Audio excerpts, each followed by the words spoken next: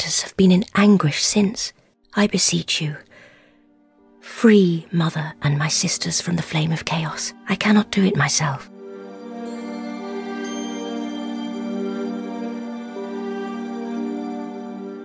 Hello everybody, welcome back to Ghostly French Toast, and today we're doing a lore video on the Bed of Chaos. More Izalith itself and how the demons basically shaped the world of Dark Souls. So basically, enough dawdling around because it's going to be a longer video, and let's dive on in. At the beginning, there was nothing but gray crag fields that lined the horizon and ash trees that reached up towards the sky. Dragons ruled over the overworld while humans and basically what we presume to be undead live underground.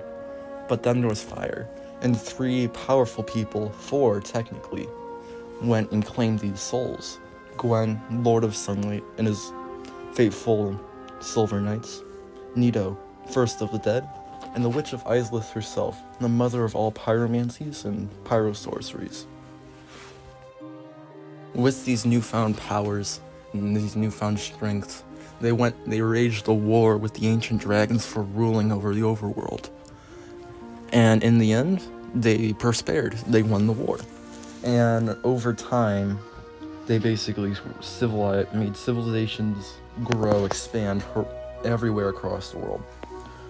But as time went on, the fire, where they got their power and what made them godlike figures, began to fade.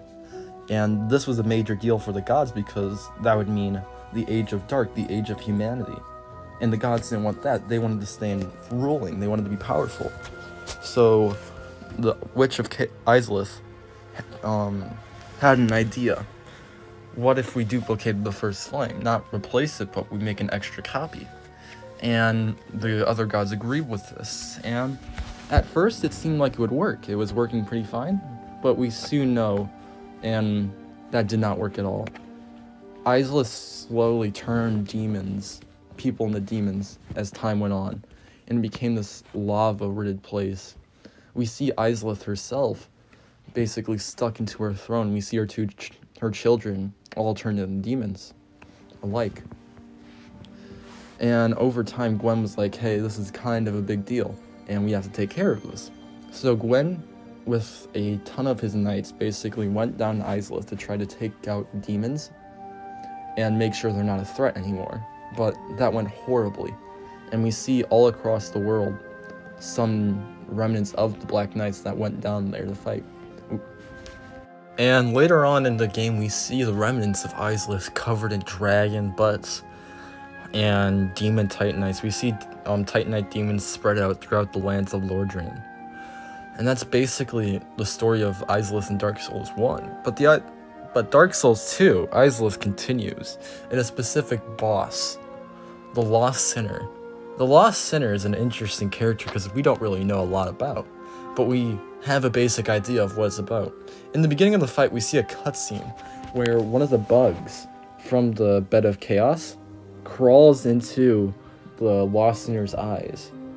The problem is, we don't know what the Lost Sinner has sinned to say. Some personal people think that the Lost Sinner is basically one of the children of Izalith. And I kind of do believe that theory, but there's something else I should talk about in Dark Souls 2 that we know about Izalith. Aldia. Aldia is a very important character. He's the brother to the king Vendrick.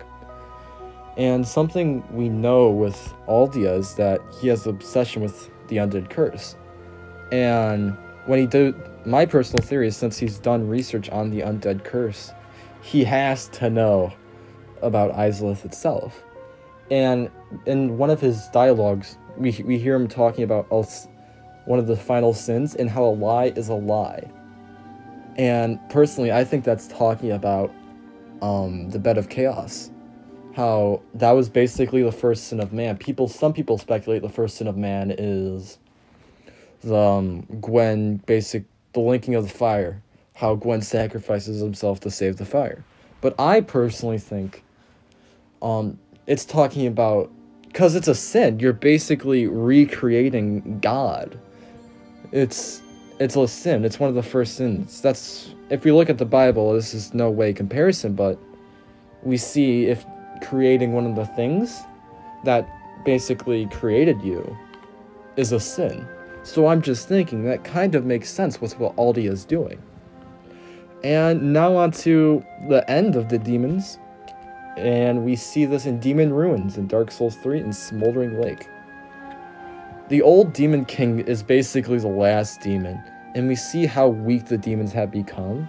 Because there's actually barely any demons in the Demon Ruins. It's all grew from the Faron Keep that have came down here and started to do pyromancies. The Gru have invaded. We see how weak the demons have become over time as their fire fades. And we see that no better their fire fading than in the old Demon King. Right at the end, he explodes and we see the remnants of the demons. And how they turn to stone, basically rock. We see other demons around the lands, ones that are far away from Smoldering Lake, their home. We see the stray demon basically turned to stone. That could be a demon, but there's like boulder breath, and I'm like, I don't know, that's just my personal theory.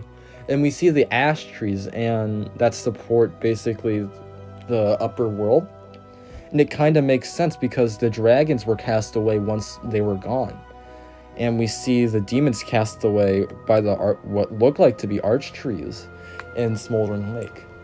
And it's like Ash Lake, all that kind of spiel. So hopefully you enjoyed this wild video. I actually really enjoyed making this. Oh man, see you next time. Goes to French Toast. Bye.